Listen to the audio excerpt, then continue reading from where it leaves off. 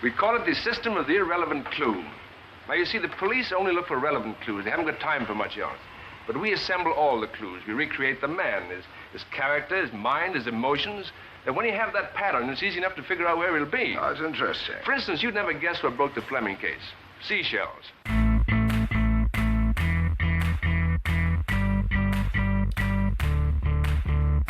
Oh, don't turn the radio on. I like it.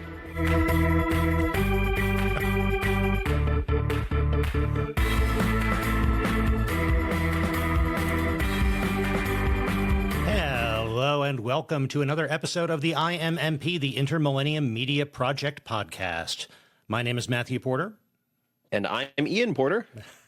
I'm his dad, he's my son, and I've made him watch a movie. I think it's one that he was able to predict. I think I was. One could even say that when we are doing an episode on this movie is right on time. And that's very important.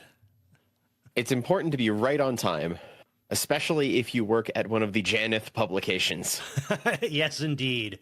The mighty Janeth Media Empire. Absolutely. And that is the location, the setting, the force behind the big clock. Last episode, we watched No Way Out, which was a 1987, I believe, adaptation of the novel The Big Clock. Mm-hmm. And now we're watching the 1948 adaptation of The Big Clock, titled The Big Clock. And this was actually very shortly after the novel was published. We're seeing what this story was like for people who saw the movie when the story was new. Yes. This is put out at least 2 years, so let's double check. The book came out, in 46, and the film came out April of 48. Yep. So this is probably more like a year and a half after the book hit shelves. Right. Here's the movie version, that's a huge move. But my goodness. And it's got a great cast. It's got Ray Milland as our protagonist, George Stroud. It's got Charles Lawton as the wonderfully done villain, Earl Janeth, head of Janeth Publications. Maureen O'Sullivan as the beleaguered wife of our protagonist. Yes. Who honestly is such a driving force of this story. Very much, very much. And we've got Rita Johnson as Pauline York, who is our victim. Essentially, It's the Sean Young role from No Way Out, but a much smaller role in this movie than the character of Susan is in No Way Out. And there's another cast member. I'm going to wait to talk about her because she is such a delight. But we got to talk about when she shows up here. I think I know who you're talking about. But what we've got here is a story that it's adapted from the same novel, much more faithfully to the novel, but it's the same structure that we talked about last episode around No Way Out. You've got someone who there's been a murder. The person who is responsible for the murder assigns our protagonist to investigate this because they can pin this on someone else. It turns out that our protagonist who's doing the investigation is the one this is all going to be pinned on if the investigation is allowed to play out. Yes. It's a great little structure. There's so much tension built right in there from the very beginning. And you've got all of this, like the investigation and the energy and the setup of a mystery movie that spends the first half preparing and the second half kind of collapsing all of these individual plot points. Because a lot of investigative stories will have the inciting incident happen earlier than a big clock story does. And especially this one. It was halfway through before really things were kicking off in the way I expected. But that's because they spent the first half of the movie just making sure every little spot that will be investigated later is visited first, where they set up all of the pieces of evidence, lay out the breadcrumb trail, and then pick up the breadcrumbs piece by piece. Yes, and they do a very thorough job of that, and it keeps you off guard. I mean, going into this movie, most people are going to have some idea as to what it's about. But the way it's set up, this could be a corporate intrigue movie, where we've got the noble good guy editor of a magazine and the overbearing villainous boss who's trying to control his employees' lives. And yet then it becomes so much more than that, because we do have the same kind of structure that we had in No Way Out. We've got the person with tremendous power. In this case, it's not the Secretary of Defense. It's Earl Janeth, head of the enormous Janeth Publications empire. And we don't have a young naval officer working for him. Instead, we have the editor of one of his magazines, Crime Ways magazine. Yes, and that's why he Ways magazines. Yes, and that's why he winds up doing the investigation, because doing private investigations of true crime that is what Crime Ways does, and what George Stroud has shown himself and his team to be so good at. But you're right.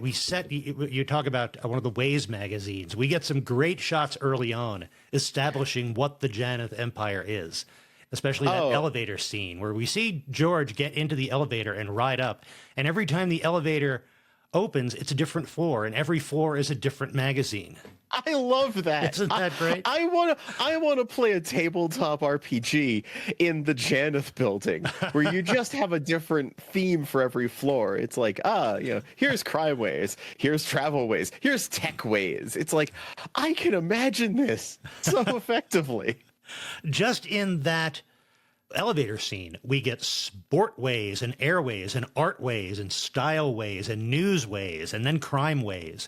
And I almost get the impression that the ones that Janeth considers more important are higher up and closer to his executive offices. So Crime Ways is way up there. Something almost cyberpunk about this giant company like that. It's like Art Deco cyberpunk happening here, because there's also this extreme amount of technical sophistication to this building. Yes. All of these rooms have these intercom systems, which can apparently be turned on remotely. Yes, so Janeth can listen in on anybody's office without them knowing. Mm-hmm. And the titular big clock. There's a giant clock in the offices that synchronizes the whole building and all of these other locations. And it makes the timetable in this story very important, but also establishes the precision and the attitude of Janeth as a villain early on. Yeah, and when we talk about this as a big clock, it is an enormous installation. Massive. Yeah, dominating the lobby of the Janeth building. And it's not just a big, expensive mechanical clock. It is very high tech. We go inside and there are tremendous numbers of blinking lights and things, the kind of things that say super high tech in the visual language of 1948. And they talk about the fact that this big clock is synchronized to every part of the Janeth Empire worldwide. Every office in the building, every one of their printing plants around the United States, every one of their remote bureaus around the world, they are all synchronized to the big clock at headquarters. And we see, once we meet Charles Lawton as Janeth, he is obsessed with time. He's talking about how many seconds are in the human life and how much time he is going to give someone to explain something to him. This is the sort of massive industrial scale technological marvel that when it goes wrong, the international rescue will send in the Thunderbirds to save someone from, because it's of that sort of scope and scale. Honestly, the naming has thrown me, because I realized what happened in my notes. Janeth, being obsessed with clocks, sets up so brilliantly the parallel of Janus, Roman god of time, known for having two faces. Oh. Is so on the point, so on the mark for this character, because he is this punctual, efficiency is beyond everything man, but he's also the murderer who's now trying to cover stuff up. Yep. It fits so well. And you're right. We know, we see the murder occur. So this is not a whodunit.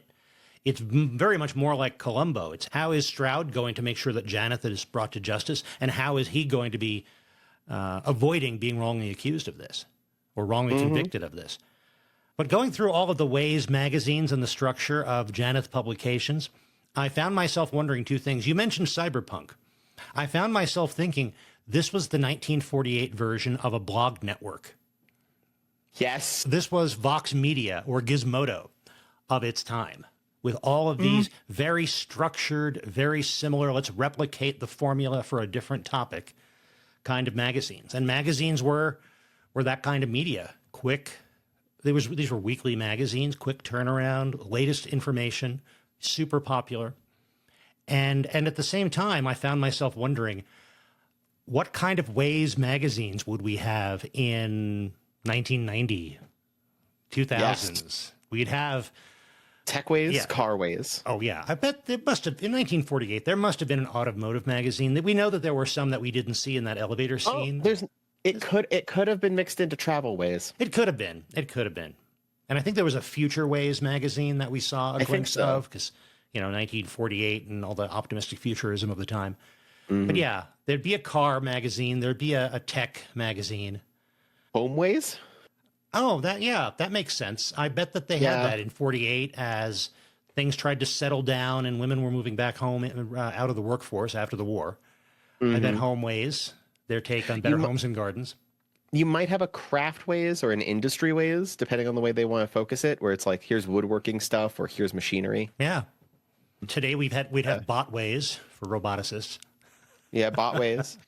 There's just a lot of interesting options. There are. Sideways. But it's such a wonderful environment, almost more rich than some of the other later takes on it, because this environment gives him it's reminiscent of some of the wild environments you can wind up in, like a train movie. I've been watching some videos about those recently, or things like that, where each floor has a theming, and that means that there's all sorts of odd pieces available to our protagonist, George Stroud, who is, I think, the most beleaguered businessman in media, possibly. It seems like it. He's somebody who was super successful in something he doesn't want to be doing. Yes.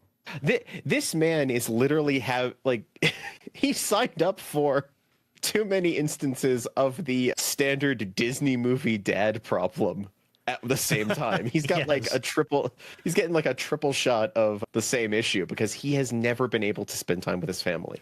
And they do what could have been very ham-fisted exposition, but Ray Milland and the rest of the cast sell it so well, and they make these as you know, Bob moments seem like just somebody venting in a very natural way. And he explains to somebody how 7 years ago, he was working in some little small town newspaper in Wheeling, West Virginia, and he was perfectly happy, and he had just married the love of his life. And then he happened to get a scoop on some crime case that he was covering. And next thing you know, Earl Janeth is at his door and is insisting that he come to Janeth Publications and run Crime Ways magazine, a new publication, the police blotter of the nation. And no, I'm not talking about next week or next month. You need to be in New York tonight. And that's been his life since then for 7 years. Because it's not like he hasn't tried to have a life. It's that Janus is a man who likes the control. Right. Earl Janeth wants to have every single person under his power because that's power. Mm-hmm. And that means, oh yeah, you're given time off according to your contract. But we will interrupt, we will cancel, we will come in and take over every time you try to use it. It doesn't actually exist. Right. And at these publications, it seems like there's enough wild energy going on that he will let his editors of each publication do what they need to do as long as they are producing. And as soon as Janeth has the least bit of concern or think they could be more productive or more successful, he will come down. And you never know when and where and how Janeth is watching you. It's a very Big Brother kind of thing. Mm-hmm. He loves control. He loves power. It's a great parallel to that Secretary of Defense character Gene Hackman was playing in No Way Out. Absolutely. But we watch as George tries to plan a trip with his family, which is actually his honeymoon. Yes. They have a 5-year-old son, but they've never had a honeymoon. And we can see how this is just grated on his relationship. I take it there's plenty of times when he's wound up like sleeping at the office kind of stuff. Seems like it. And Mrs. Stroud has some concerns about how committed is he to this family, and does he have something else going on? And we know that George is a good man and that he doesn't. And yet they make her concerns seem reasonable because he's never home. And is he really working all these hours that he claims to be working? Well, yes, but does she really know that? Yes. And we hear examples of the sort of stuff where, phone calls to the hotels and things like that. Janeth's control reaches even outside the building in that sense. Yep. He will... We watch him later pull favors just to try to mess with people, just to keep them from leaving. And he'll use money as a tool. He'll say, this is so important. We've got this big story you need to follow up on. Let's just delay your vacation for a little while. I'll give you a giant bonus on top of your $30,000 a year salary, which was pretty darn good in 1948. Yeah. And then we'll give you 6 months off with a fully paid trip to South America for you and your family. So he'll spend money if that's the easiest route.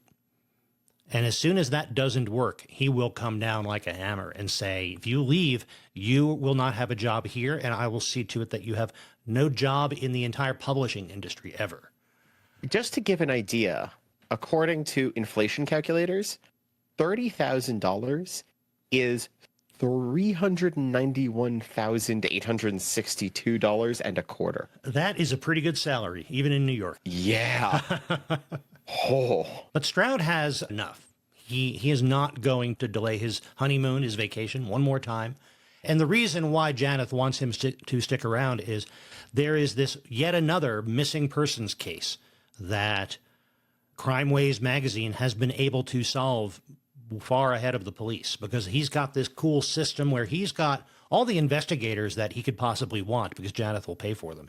And he has these intuitions about finding every detail you can about someone and figuring out from all these little irrelevancies where they're going to be and staking out those places until they find them. And Yes. It's been success after success, which Janeth loves, but he does not trust anybody else to follow up, and he wants results, and that means he wants Stroud to be there on the job. Mm-hmm. Stroud is a tool. Yeah. He's not a person. He is another tool, just like money. And that means Stroud wants him to be able to wield when Stroud wants. Yeah. There's nothing around Janeth that Janeth does not consider himself as owning. So this setup, we know how this will go, but how does our hardworking and beleaguered George Stroud get into the situation? Well, he's trying to go on a trip. Yep.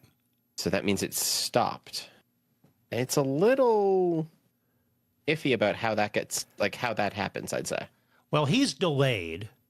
Yes. And misses the train where he's supposed to meet his wife and his son. And his wife is so fed up with this, she gets on the train anyway. And they're going down to West Virginia to stay in a cabin for a couple of weeks. And she just goes without him. And he winds up going out drinking. He meets a woman. He met her previously, and he meets her again. And they wind up just going bar to bar and drinking. And we learn later that this woman is actually Earl Janeth's mistress. She had actually met George Stroud before, but she was not part of any of Janeth's machinations. He gets distracted by her because she's coming to use him. I said he's a tool in Janeth's arsenal. She's picking Janeth's pocket here. Ha-ha. Here's his investigator, and Janeth has been, just as he takes the benefits and everything else he says he's going to give, he promises things and then doesn't a lot. He has been not giving what was promised in return to his mistress here. So his mistress goes to his investigator and says, "You're fed up with him? He just fired you. He's coming after you. He's coming after me. I can give you the information. You can do the investigation, and we can publish a book that will ruin his career, ruin his life, because we've got the actual inside scoop." Was Stroud really interested in that, do you think? Would he have gone through with that? I think he got more interested as it went, as more of this final attempt to get out crumbled. But I think that the entire idea of that gets prematurely halted by Janeth's jealousy and murder of the Pauline York victim. Yes. It's because of this long conversation going bar to bar and drinking and talking with York that Stroud misses the train. But he eventually realizes that, and the train is gone. So he takes a plane down to West Virginia. It's interesting to show, like, trains are the standard transportation. Aircraft are the emergency transportation. And he meets her. He meets his wife at the cabin. They have this talk. He explains that he's out of a job. He's never going to work in publishing again. And she has these wonderful lines where he's saying, you know, we're penniless and I have no job and no prospects in this industry. And she's saying, oh, it sounds too good to be true. True. It's so wonderful. And he's with brilliant. her on that. He's happy to leave publishing behind. He'll go to work at a hardware store or something. In fact, early on, we saw Janeth be very antagonistic and distrustful of all these other media sources, complaining about the radio and the newsreels at the cinema and stuff like that, that these aren't good. Meanwhile, early on, we see Stroud as, oh, maybe there's other venues. Maybe I can still use my skills in a different place. He is not beholden to print publishing in the way Janeth is, and that's part of where he has opportunities. And we see that he has connections and can pull strings at newspapers and broadcast media and the like. Yes. And meanwhile, while Stroud is down in West Virginia telling his wife how I've lost everything, it's wonderful, no reason to worry anymore, that's when Janeth has confronted Pauline about the fact that she was out all night with some other guy. She says things that makes him terribly upset and jealous because he, like most narcissists, the worst thing you can possibly do is subject him to ridicule. Exactly. And he murders her, using as the murder weapon a sundial with a green sash that was part of a game that they played at one of these bars that they had been to. And it wasn't a game the bar was running. It was Janeth fired him on the day where he was complaining about green ink and he loves time. So a final, honestly, middle finger kind of parting gift to Janeth was giving him a green clock. Yes. And they couldn't get a clock, but they got a sundial. Yes. Which is pointier. There's this bar where the bartender says, anything you can name, I've got it around here somewhere. And the bar is decorated with all kinds of clutter. And he says, a green clock. And this is a bit of a struggle for the bartender, but eventually he finds a sundial where he can loop around it a green ribbon and say, here's your green clock. And that's close enough, but that ties them to this place, and that's the murder weapon. Once again, the world building is so good. This bar great. is delightfully weird and fun, and that's just a fascinating theming. I love it. And after he commits this murder, Janeth goes to his right-hand man and explains what happened, said, I just needed to talk to somebody to collect myself before I go to the police. And the right-hand man said, wait a moment. You don't have to go to the police. You do not have to give up everything. We may be able to fix this. And that, by the way, is George McCready as Steve Hagen. So Steve goes to Pauline's apartment, cleans things up, finds the name of the bar on this sundial, and essentially removes any evidence that Janeth had been there. And Janeth had seen someone else leaving Pauline's apartment as Janeth was arriving. And of course, that was Stroud. And that is where they figure, oh, if we can find out whoever that is, we can pin the murder on him. And that's where it becomes this investigation. And Janeth calls Stroud at the cabin. And once he starts explaining why we need you back in New York right away to run this investigation, they give enough information that Stroud realizes, oh, I think they're looking for me. But he doesn't yet know that Pauline is dead. Yeah. Because that's not public information yet. For the first part of this investigation, Stroud is just trying to head off finding this person they're looking for, knowing that it's him, and they're looking for him because it was like war profiteering and government contract fraud that would ruin him. Yeah. And he's just like, I just need to get out of here. Right. And I'm not even sure if at the very beginning he knows that it's him they're looking for, because the name they use is a name that Pauline gave to Janeth. And it was one of the many aliases of this radio actor who was a friend of Stroud's that he had introduced Pauline to. Jefferson Randolph. Yes. Jefferson Randolph. That's his friend who does all of the different voices and characters, right? Yes, he can do like every president and every, stock character type you want. He'll do that on the radio. Yes. Man of a million voices. And they use him later to impersonate a police officer. As part of the deception. But he's a fun background character of kind of, this is so much like Janeth's large reach of industry versus Stroud's interpersonal one-on-one connections. Yes. Yeah, they're different networks and different sets of resources. And they are both powerful in that sense, but Stroud knows the people on a personal basis. He cares about them. Janeth likes to fake that with information, but he actually doesn't have that one-on-one connection. Right. And that makes it really easy for Janeth to point everything in a direction and Stroud to say, oh, I have a guy there. Mm-hmm. And then kind of turn the entirety of a piece around. Switch its side.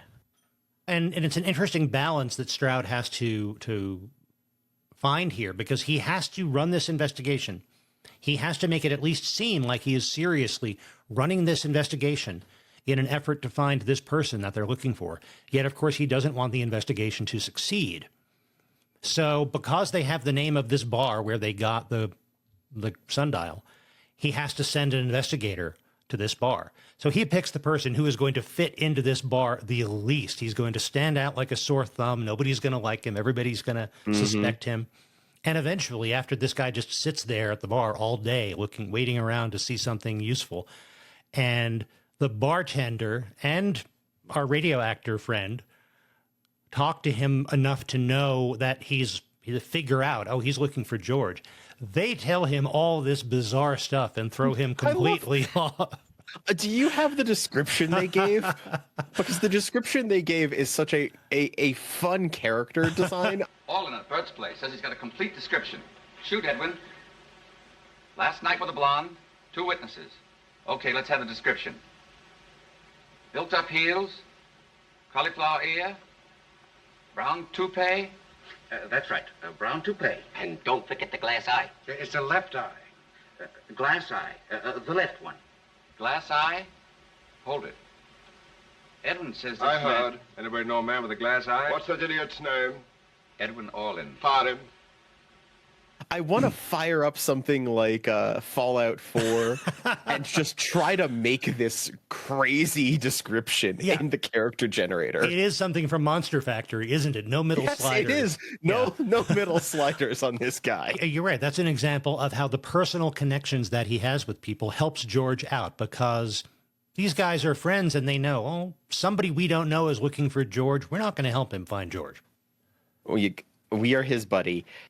But they're also trying to figure out what's going on, why they're being asked these things. So they're like, the information that there's an investigation is slowly seeping out of the Janeth building. And some of the people involved in the investigation are starting to wonder about George's decisions. Like, why am you not sending me to such and such where I know people are? No. I need you in this other place because you... And George just has a quick line of patter to use the resources, but use them inefficiently. Right. And that's the thing. You've got to slow it down, but you can't be seen slowing it down. It's a careful balancing act. Yes. And another critical clue that they have is that there's a painting during the evening that we saw before the murder. George and Pauline stopped in this antique store and bought a painting. And they actually had to outbid this character played by Elsa Lanchester, who is just so great. She is manic and crazy in this weirdly constrained way. And of course, we've seen Elsa Lanchester before in movies that we've talked about on the podcast, because she very famously played the Bride of Frankenstein. Yeah. And she was also married to Charles Laughton. Wait, what? They were this famous Hollywood couple. She played one of his wives in a movie where he played Henry VIII. And we've seen her in so many other roles. She was in a small but fun little role in the original movie version of The Razor's Edge that we talked about on the Patreon. And a couple of movies we haven't yet talked about on the podcast, but we will. So she's just such a fun character actor to show up in. And again, you wouldn't think she fits in this movie, but she does. I don't know if we've seen as many things that Lawton's in, but I mean, any guy who's got his own separate filmography page on Wikipedia, that's a sign of just how much work he's done. He was in things all over the place. So having him, who plays usually more like dramatic characters in that sense, him playing this villain character here, I can imagine his previous filmography giving it weight, and then having her in there being it's a power couple playing almost against each other at times. It makes some of the scenes where he and some of the other people are getting frustrated at her character even more poignant when you know that those two are married and probably laughing it up off stage about this. That's great. Oh, yeah. But yeah, he was so prolific as well. He was prolific. He's just such a useful type and a very, very talented actor as well. Mm-hmm. Lots of kings through all of his stuff. Yeah, including Janeth in a way. Yeah, including Janeth in a way. So this painting now becomes another MacGuffin that can trace the person that Pauline York was seen with to this antique dealer. Yeah. And that's because Stroud is a collector? Right. I take it? He is a collector of the paintings of Louise Patterson. Mm-hmm. Who is just fun. Right. And we learn later, Elsa Lanchester is playing Louise Patterson, who's trying to buy her own painting. Yes. But when they get that lead, he's able to draw on other resources from Janeth Publications. So he gets the editor of Artways to go and interview Louise Patterson and to see if she knows anything about people who collect her art. And turns out that, yeah, she saw the person who was buying the Hands painting the night before. So that becomes a weird plot point where that's one of the ones where it backfires on him. He's like, oh, like, I know, I'll distract people by making this a plot point. Ah, dang it. That was her. Oh. So then he comes up with an excuse to send the art editor to Pittsburgh to investigate some lead about it being in a museum somewhere down there. And gets him out of the way. Yes.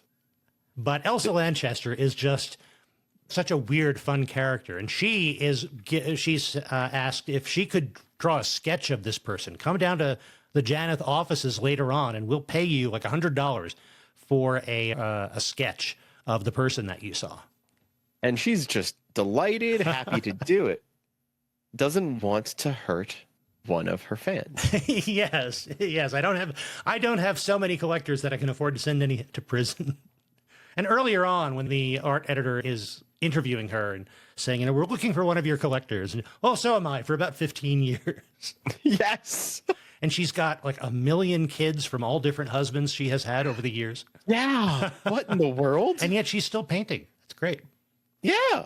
That's wonderful. She's absolutely like living her life, doing her best, but she's this very, very wild card in the entire thing.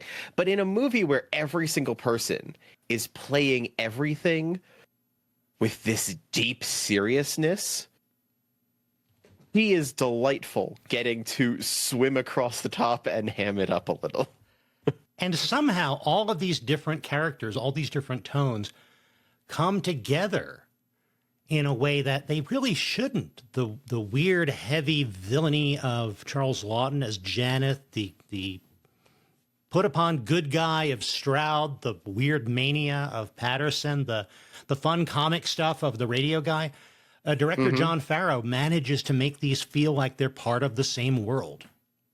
Yes. John Farrow's got a long list of directorial credits. Yeah. But I think that this is one that shows him putting a lot of those different pieces, which are, some are memorable, some are not. But he puts a lot of that power into this. This is someone with experience behind the camera at that point.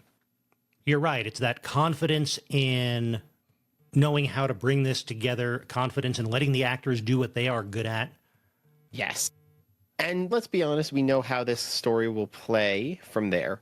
As he goes, the information starts to close in, and the building gets locked down. That's always an important part to this story, it seems. It is, because the net gets tighter and tighter. As they follow these leads, they get to more potential eyewitnesses, like the guy who runs the antique store where the painting was bought. They've got Patterson, who they think is one of the witnesses who's going to be on their side. And there was another witness, I think, but I forget who. Yes, I'm trying to remember. Oh, the first bar, the hat check girl and the bartender. Yes, that was it. And there again, the bartender is this wacky comic character. It's just fun to watch in the few seconds he's on screen. And yet it doesn't seem forced. It doesn't seem to derail anything. Mm-hmm. So yeah, once again, they have the giant building locked down, and they have these eyewitnesses being shown, essentially everybody in the building, as they leave, in order to spot the person who they know is in there. And we mentioned the fact that Stroud went all the way out and then came back, but I believe his wife comes back as well. Yes. So his family is now in the building, because they're all dragged back in with this hunt. I presume that his son is off with the nanny and housekeeper, but his wife is there, and he finally lays everything out to his wife, exactly what happened, exactly what is happening and why he's in jeopardy, and the fact that he didn't really do anything wrong.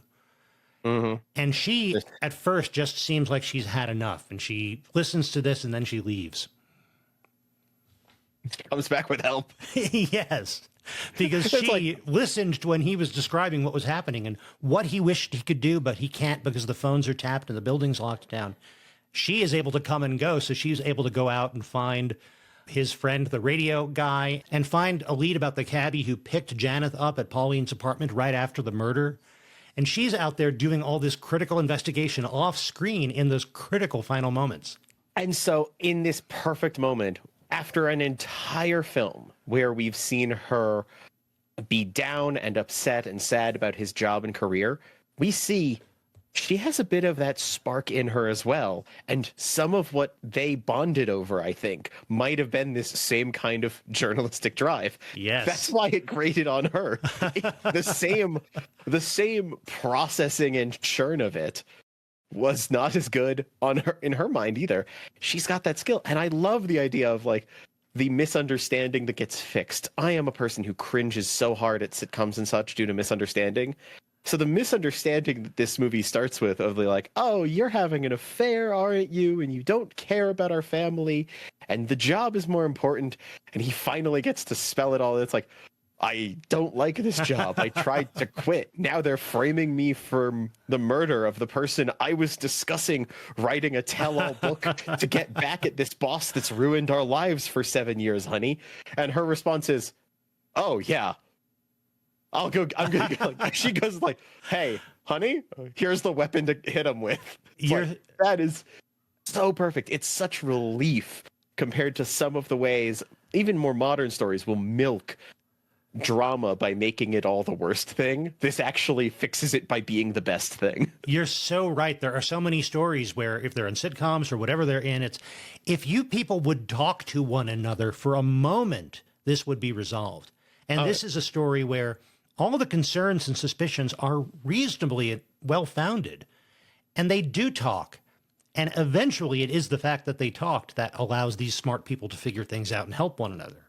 It's great to see that. It's great to see that. Oh my goodness, sigh of relief. He might be the Crime Ways editor, but if this were 2021, she's the one who would have a true crime podcast. Yes. And would be figuring things out and getting things done. Mm-hmm. Goodness. So now we've got this collision. All of the Janeth powers that Stroud's been trying to juggle are coming to a head. He's stuck in the building. And there's another factor here. That is Bill, played by Henry Morgan, a relatively young Henry Morgan, who is Janeth's muscle. Janeth will throw around threats about people's careers. He will throw around money. He's also got a guy with muscles and a gun when that's what he needs. It's another one of the tools he owns. Yeah. And I don't think Bill actually speaks a word. He gestures and glowers. He's got a little bit of that like Jaws from 007 James Bond movies going on. There's a little bit of that like personable, maybe he could be turned kind of, I'm doing this is my job, this is what I'm good at, kind of henchman attitude. You're absolutely right. He's just this That predator. top hench. Yes. Yeah.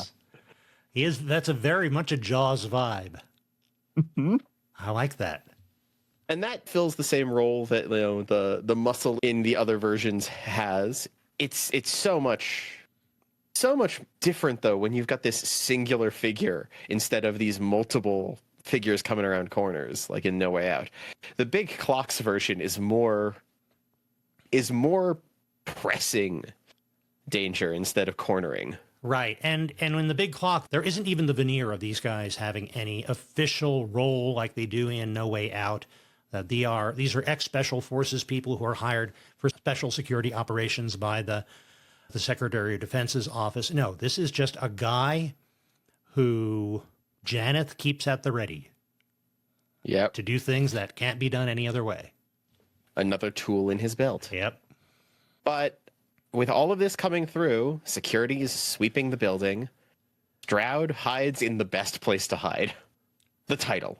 Yes. It's in the big clock. And that's an interesting framing device. The very, very beginning of the movie is during this manhunt in the building as Stroud is trying to stay away from the guards who have been given orders to shoot to kill. I don't think private security guards in a office building can do that. But yeah, we see him hide in the big clock, and the rest of the movie is him in the big clock remembering, oh, how did I get into this situation? And this point that you're describing now is where we sync back up with that. He's hiding in the clock and heading into that final act. Where the confrontation finally happens. Stroud gets his evidence from his wife. He's gotten everything cornered, and he's able to prove that Hagen is the killer. Wait, what? Hagen? Janeth's right-hand man. Yeah, the evidence points to Hagen for the cleanup. Right, because Hagen has in his office things he got from Pauline's apartment. The cab who picked somebody up at Pauline's apartment right after the murder went to Hagen's apartment. Nobody actually saw Janeth, so you put all these pieces together, it's Hagen. And it's kind of wild to have this reveal having Stroud accuse a different wrong suspect. It's like, and George, you're almost right. Ah. And of course, Earl Janeth is thinking, don't worry, Steve. You're not in this alone. I'll make sure you have the best lawyers. Yeah. Janeth looks in this and says, oh, I can give up. I can throw out this tool to save myself. They're all interchangeable to me. And that lack of empathy turns around and bites Hagen at the very end, which is why Hagen turns around and says, no, it was Janeth. Yeah, and because he had no idea that it was one of his own people who was the patsy they were looking for. But it's okay with him if that's what it takes to keep himself out of jail or out of the chair. Mm-hmm. And upon being revealed, Janeth shoots Hagen and runs. Tries to escape via his private elevator.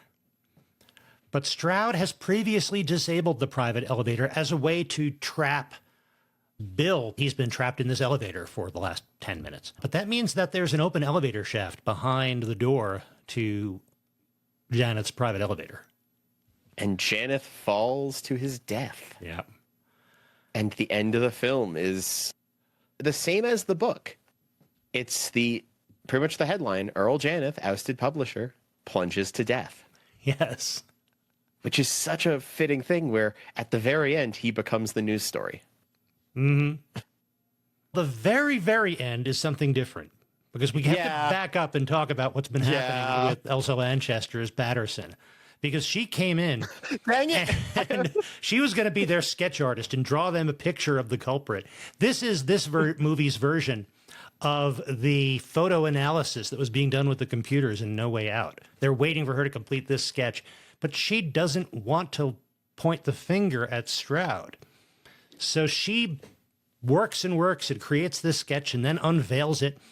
And it's this cubist thing that has absolutely no relevance to identifying a human being.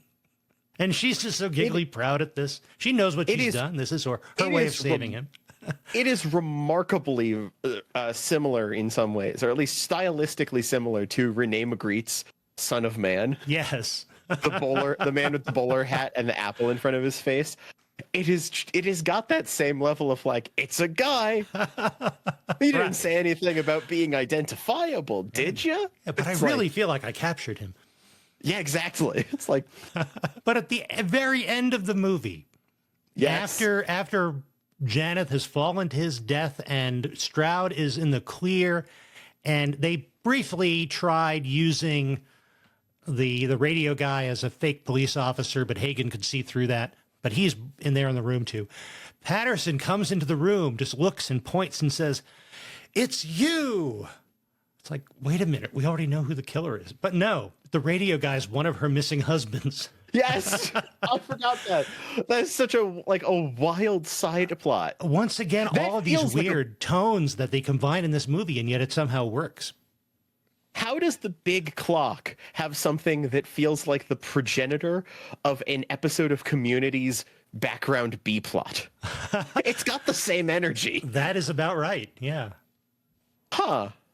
So it's an interesting ride, and you can see why this appealed to both readers but also people who wanted to turn this into a movie. It gives you, yes, it's relatively constrained. There are not a whole lot of sets. I don't think it was a super expensive movie to make, and yet it's very dynamic. I was trying to count, and I lost count of how many scenes we have that are in a different set, that are a medium close-up of a guy on a telephone.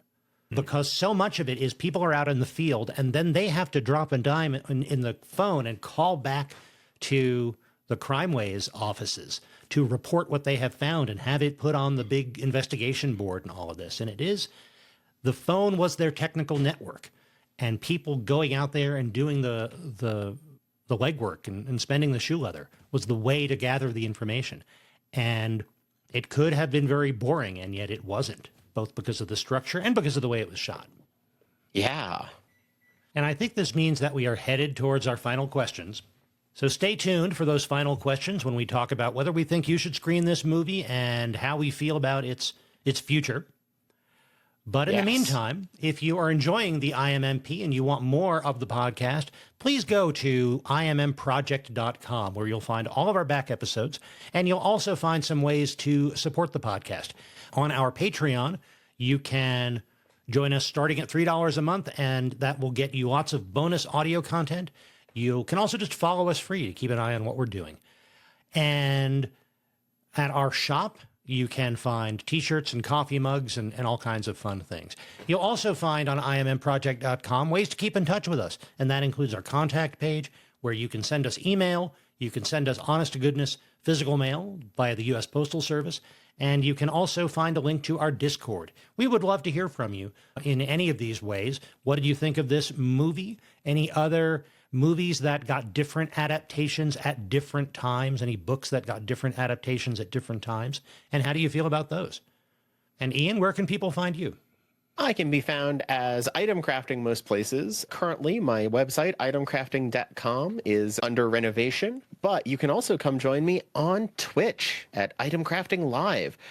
I start every stream playing some of the Sonic Adventure 2 Chow Garden, and then hop into whatever we're playing for the day or crafting. So come on over, say hi, join me for some games and crafts. Those are fun streams. I thank you. And you can find me at bymatthewporter.com. That's where you'll find links to whatever I'm doing, be they podcasts or be they things like the YouTube channel, where I have the Draft House Diary, review of every one of my visits to the Alamo Draft House, as well as things like travel videos, like my trip to the Roswell UFO Festival. Aha. So now it is time for final questions. And it's a movie, so our first question is, screen or no screen? Green. Yeah. Honestly, this was great I enjoyed our previous episode's film, but this is such a pure version of it. And I'll admit that it was very nerve-wracking and I got very frustrated. There's something about the way the business is just handled and like how nasty it is that gets under your skin. But it works, and it makes the catharsis of the end of this film even stronger. It's just a wonderfully done suspense story. And I'm saying it's worth watching, and you'll find something you like. World building, characters, wackiness, drama. There's a bunch in here for everybody.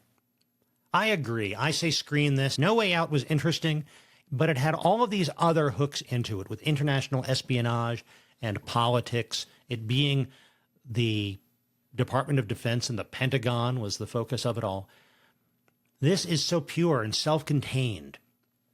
And also, I think the fact that it is so much older gives us a certain distance and lets us see this little self-contained world that the movie presents. But I like this version better if I have to compare the two, and I definitely say screen this. And you know, there's a reason why I showed these movies to you in this order. Oh. Because No Way Out, I saw it in a theater. I saw it with Mrs. Darling Wife at the time, Miss Sweetheart Girlfriend, and she said after the movie, well, yeah, that was good. Well, you've seen The Big Clock, right? And I hadn't. I had never seen or read The Big Clock. And she said, well, we've got to see The Big Clock. It's this. It's the original. So I don't know whether we rented a VHS or recorded it when it was reshown on TV, but we watched this movie on VHS, and I was amazed. It was so good.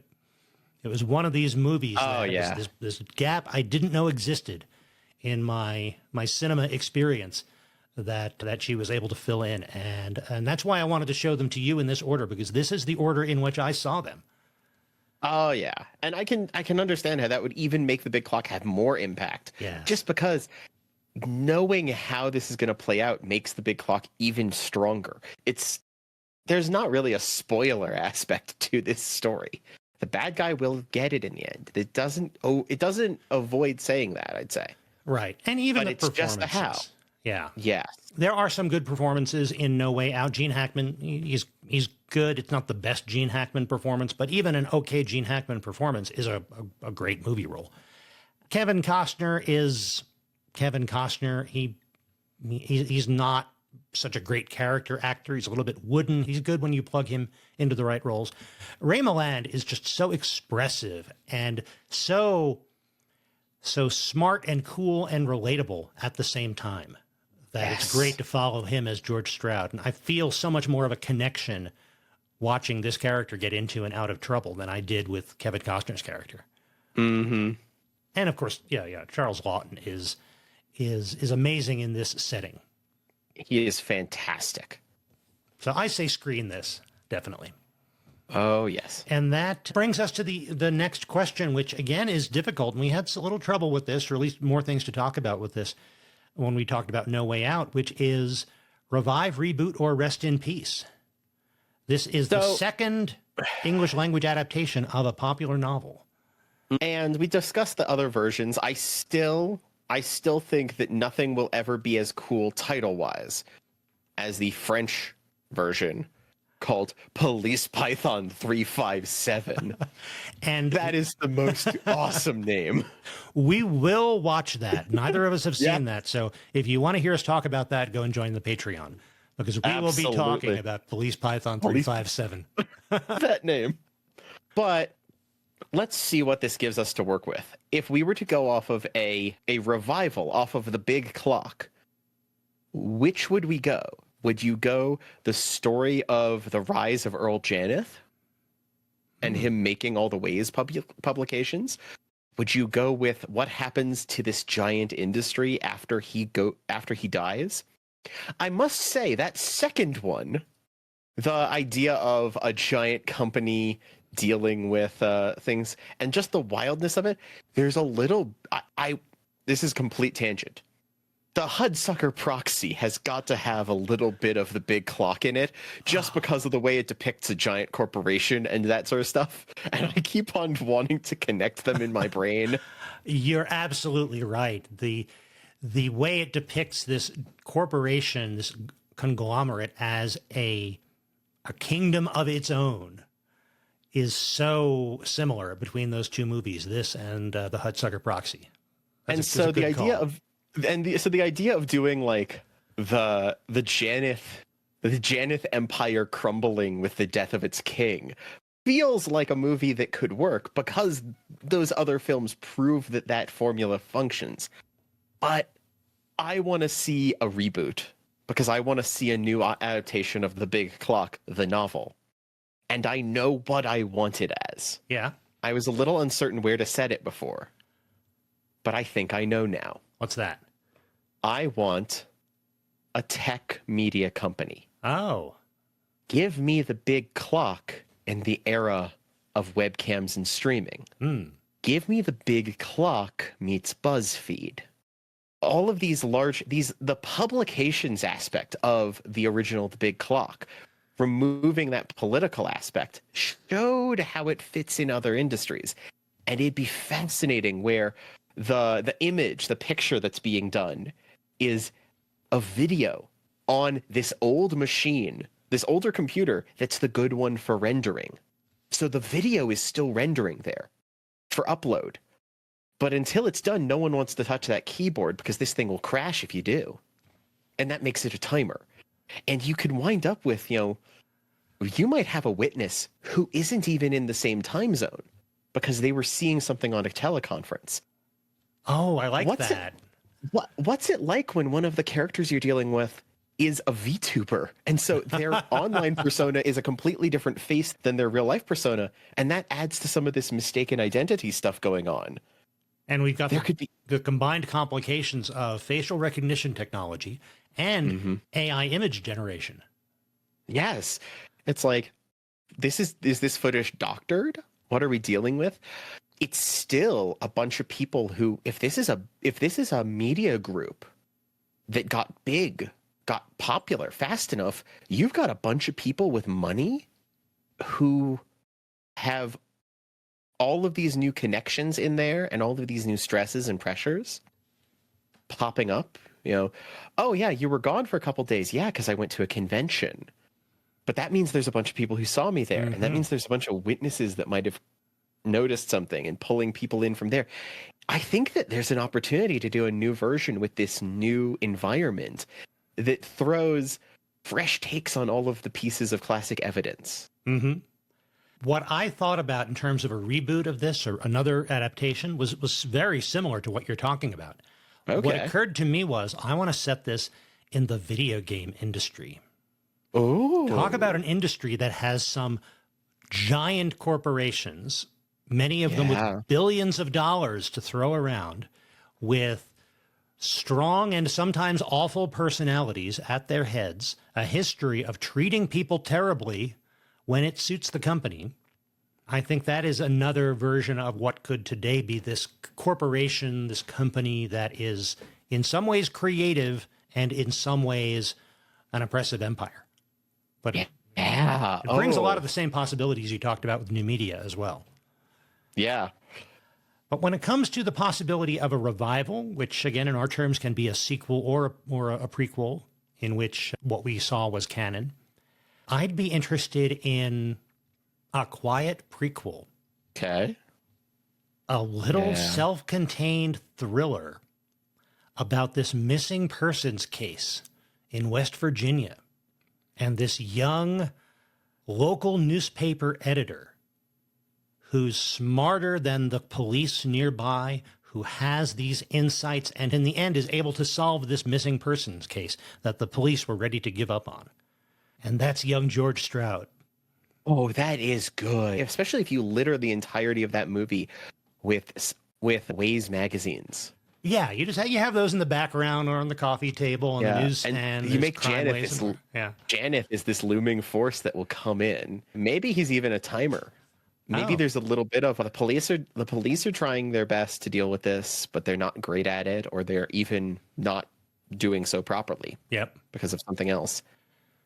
You're our local newspaper guy, and you can do this because of your skills before all the national publications descend on us. Yes. As this gets longer. And so him breaking the case just before the big names, these magazines that are everywhere, show up, that could be brilliant. So that could be fun. And you could set it in the 1940s, and that would be interesting. You could set it now, too, but a period piece where you're limited by the limited technology. You're boosted by the importance of local newspapers at the time. Yeah. That might be the way to do it. That would work quite well. I don't know who you would cast as a young Ray Milland, but I'm sure you could find a good actor for that. Oh, Mom has an idea. Okay. Mom thinks Timothy Chalamet. Oh. Maybe. He could maybe be good. Tom Holland? Tom Holland would be good. Yes. So that would be fun. So That would be very fun. I'd be happy with either that kind of a revival or a reboot, bringing it into the 21st century. But I think both of us agree that the big clock as a narrative structure is one that should keep going. We don't want this to be a singular instance because it's the sort of drama, it's the sort of story that we're seeing a little less of, and I want to see more of. There's that thrill of having all the pieces and putting the puzzle together, not discovering the pieces. Right. And it's a procedural investigation story that isn't about cops or even about people who are cop adjacent. Yeah. And I think that then there's a lot of power to that, especially when you add the whole complication of I'm investigating a crime where I am the person I am going to discover, but I didn't actually do it. I love that. Yeah. Talk about discussions of journalism. And I think that's going to do it for this episode of the Inter-Millennium Media Project. I think so. And we've got some fun things ahead because we're going into December. We are. We're headed for the holiday season, and we've got some fun plans for the holiday season. We always do. Yeah. I love them. Yeah. We'll have fun stories and remarkable views. So I hope that you'll join us in a couple of weeks for more tales of media from the 20th century. And in the meantime, go find something new to watch.